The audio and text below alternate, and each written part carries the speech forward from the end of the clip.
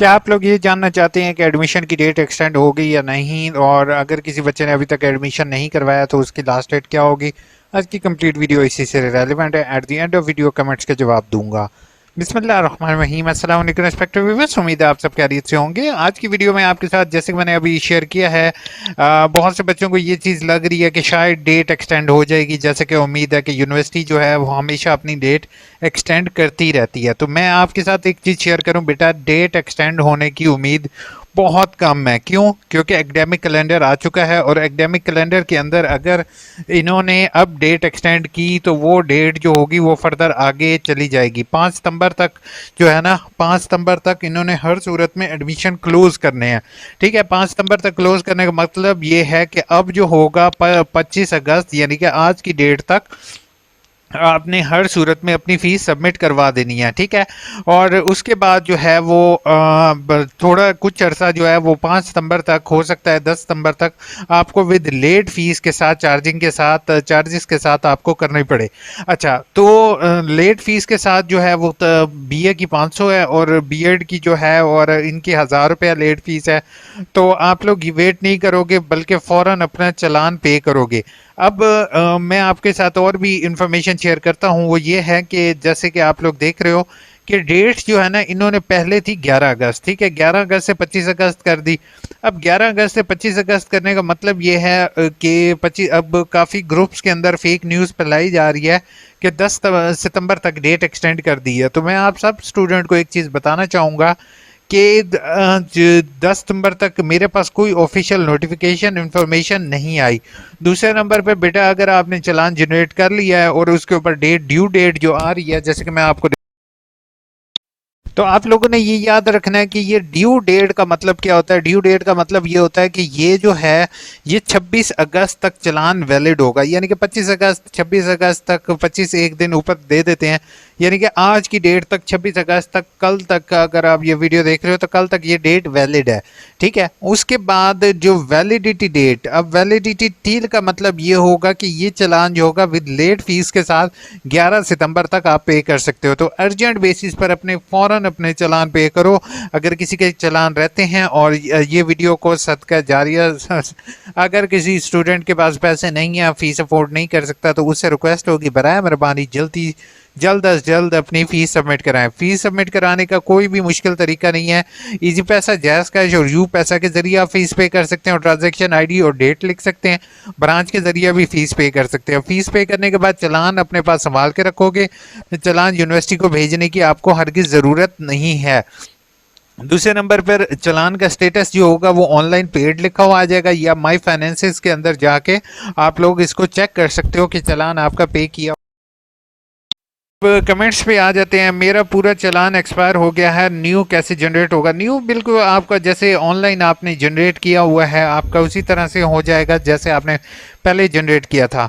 बाकी सर, अगर centre change करवाना हो तो पेपर की डेट भी होती है दूसरे सेंटर में हो गई, या स्लिप?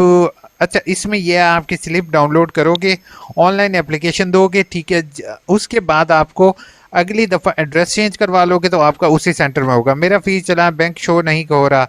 अच्छा, इसमें ऐसे है, आप मुझे मेल करो। सम टाइम होता यह है, मेरे साथ अपने साथ हुआ है। एक बैंक में मैं गया हूँ चालान पे करने के लिए, HBL ही था, मैं नाम ले लेता हूँ बैंक का। तो उन्होंने क्या किया, उन्होंने मुझे कहा कि मेरे से पहले दो लोग खड़े थे और यूनिवर्सिटी का चालान था। तो वो जो है वो इस्लामिक वाल ओपन यूनिवर्सिटी का नहीं था, वो और यूनिवर्सिटी का, मेरा अपना पीएचडी का चालान था। तो जब पीएचडी की मैं फ़ीस पे करने के लिए गया हूँ तो मेरे से आगे दो बंदे खड़े हुए थे, उन्होंने फ़ीस पे करने के लिए तक गए हैं। तो उन्हें कहा है आप इस ब्रांच में फ़ीस पे नहीं कर सकते, आप ना किसी और ब्रांच में जाएं और पे करें। दूसरे बंदे को गया और इसी तरह कहा है। जब मैं गया हूँ काउंटर पे तो उन्होंने मुझे कहा कि आप जो है ना ये चालान फ़ीस यहाँ पर पे नहीं कर सकते, आप जो है ना किसी और ब्रांच में जाएं। मैंने कहा किसी और ब्रांच में, मेन ब्रांच में आप मुझे भेज रहे हैं, आप इसी के ऊपर, चालान के ऊपर लिख दें कि आप जो है ना ये मेरा चालान सबमिट नहीं कर रहे हैं।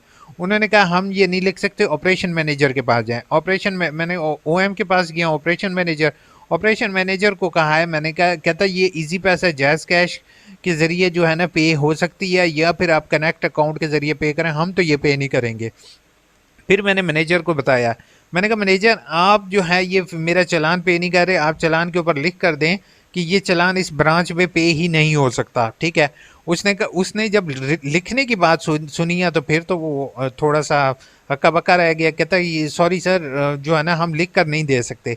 मैंने कहा फिर ये जो है इसके ऊपर जब लिखा हुआ है ब्रांच कोड वगैरह तो आप क्यों नहीं कर रहे हैं? आप ये चाहते हैं कि सुनवाई ऐप के ज़रिए मैं आपको रिक्वेस्ट करूं या फिर आपका बैंकिंग मोहतसिब के अंदर मैं लिखूं तो आप करेंगे? लास्ट टाइम भी मैंने आपके अगेंस्ट लिखा था बैंकिंग मोहतसिब के अंदर, तो आपने फिर उसके बाद उन्होंने कहा था अगली दफ़ा आपको तंग नहीं करेंगे, लगता है फिर मुझे उनके पास जाना पड़ेगा।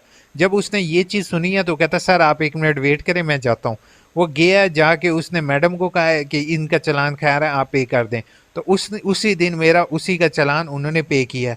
यहाँ पर भाई ऐसे है कि यहाँ पर जिसकी लाठी उसकी भैंस है, ठीक है, वही सिस्टम चल रहा है हमारा। कोई मैं कहता हूँ कि अल्लाह करे हमारे पाकिस्तान में हालात ठीक रहें, लेकिन पाकिस्तान में उस तरह के जो है ना लॉ एंड ऑर्डर उस तरह का नहीं है जैसे होना चाहिए। बट मजबूरी है कि हमें जो है ना हमारे ऊपर अल्लाह ताला अच्छे उनको लेकर आए। तो सीधी बात है कि जैसे लोग होते हैं वैसे उन पे वो आते हैं। सर सैयद ने कहा था अब मैं अपनी आवाज़ को रोक रहा हूँ, आप लोग देख सकते हो, और हम आज़ाद मुल्क में रहते हैं। क्या कह सकते हैं यार, हम कुछ भी नहीं कह सकते।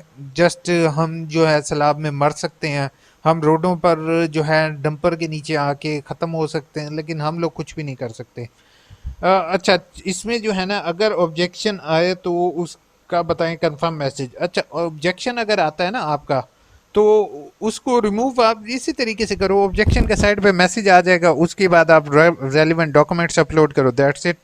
मैट्रिक का एडमिशन कैसे करवाना है मुझे मेल कर दें, अनीका अब्दुलरहमान, मैं आपका एडमिशन कर देता हूँ, लेकिन आज लास्ट डेट है, बाद में मुझे नहीं कहिएगा। वालेकुम अस्सलाम, मैंने BS फैसलाबाद से बोर्ड अटेस्टेशन प्लीज़। पहली चीज़ है अटेस्टेशन के लिए आपको बहुत ज़्यादा तंग करेंगे, सिंपल इज़ दैट। पहले जाके उनके जो है ना तमाम डिग्रीज अटेस्ट करवाओ, फिर जाके आपका क्लियर होगा। सर मेरा मतलब तो ये बुक्स अब सेंड की हुई हैं, कब तक मिलेंगी? अच्छा, बुक्स की जो है ना जिन बच्चों ने अभी एडमिशन लिया वो नवंबर दिसंबर तक तो कम से कम वेट करो, इतनी जल्दी बुक्स नहीं आती भाई। मैंने जनरल एडमिशन लिया था ऑनलाइन, तो कैसी किसी चीज़ की ज़रूरत है? मतलब आपने अगर ऑनलाइन अप्लाई किया ना जनरल में, और जनरल मैट्रिक जनरल में, तो आपको किसी भी चीज़ को लगाने की ज़रूरत नहीं है, वो वैसे ही कर देते हैं। अब मैट्रिक के लिए 8th के सर्टिफिकेट की ज़रूरत नहीं है। मेरी बुक्स 8 जुलाई को डिस्पैच हुई थी, अभी तक नहीं पहुंची। पोस्टमैन से रब्ता करो, उसने बुक्स खा ली होंगी आपकी। वालेकुम अस्सलाम सर, मैंने सोशियोलॉजी फर्स्ट। अच्छा, इसमें एक चीज़ है, मैंने बुक्स ट्रैकिंग की वीडियो एक बनाई है, वो लाजमी देखो, उसके ज़रिए ट्रैकिंग नंबर निकालो और पोस्टमैन रब्ता करो, ठीक है। अच्छा, इसके बाद सोशियोलॉजी 1 नहीं पढ़ सके, सोशियोलॉजी 2 मेरा एक सब्जेक्ट, तो मैंने मसला तो नहीं। अच्छा, एक अगर सोशियोलॉजी फर्स्ट है और सेकंड है, आप दोनों रख सकते हो, ठीक है। और इसका आपको फ़ायदा ये होगा कि इन फ्यूचर अगर आप ADP सोशियोलॉजी करोगे तो आपको 2 ईयर सोशियोलॉजी में एडमिशन ले सकते हो, क्योंकि आपने 2 बुक्स पहले से पढ़ी हुई हैं। सर अगर अगर I have done BA AIU 2020, I want to take admission environmental science, is it possible? अच्छा, इसमें एलिजिबिलिटी देखनी पड़ेगी, Rashid Rahman, then I can help you. Sir मेरा BS MLT की हुई है, HEC अटेस्टेशन। अच्छा, इसमें जो है ना BS किया हुआ तो आपको HEC से करवाना पड़ेगा, इससे नहीं होगी। Nice information, thank you so much Qasim भाई, आपने वीडियो, आपकी कमेंट बहुत अच्छी लगी है हमें, हमने आपको दिल दे दिया कासिम भाई। अपना अगर वीडियो अच्छी लगा करे बराए मेहरबानी को लाइक कर दिया करो, नीचे सब्सक्राइब मैसेज एक कर दिया करो कि वीडियो अच्छी लगी है। एक बंदा आपके लिए इतनी मेहनत कर रहा होता है तो उसके लिए थोड़ा सा कोऑपरेट किया करो। अपना ख्याल रखिएगा, दुआ में याद रखिएगा, ठीक है।